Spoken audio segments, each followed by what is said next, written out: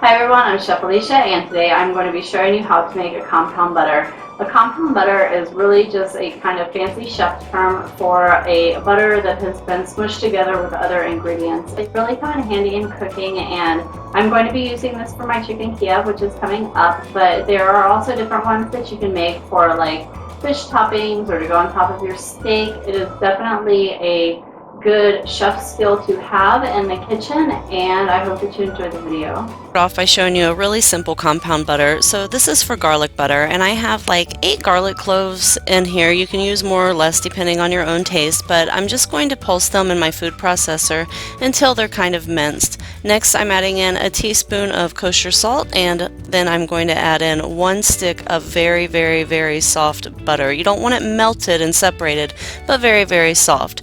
Pulse that again into your food processor, give it a nice little blend, and then move it over to some wax paper. Gonna kind of roll it up, and I'm using a ruler here to get it nice and straight, and then I put it into my freezer until it got hard. So now you're able to slice it, and you're also able to use these cool little antique butter presses that my sister actually got me, and I love them. Thank you, Pooh! Anyway, if you're wanting to put a shape onto your butter or use like one of the wave knives to cut it, then you're going to go ahead and let it set out for like 7 or 8 minutes at room temperature. Not too long, but just long enough to be able to press the little shape into it. And as you can see, I have a little flower and a little birdie here, and they are super cute. So this is cool if you're having like a dinner party, you know, or you just want to be like fancy or whatever it is.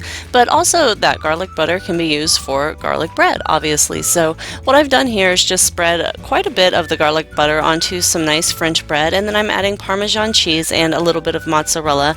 I'm putting them under my broiler just until they're beautiful like this, and I did go a little bit too long, but that's okay because it's still going to be quite delicious. So onto a little bit more complicated of a compound butter.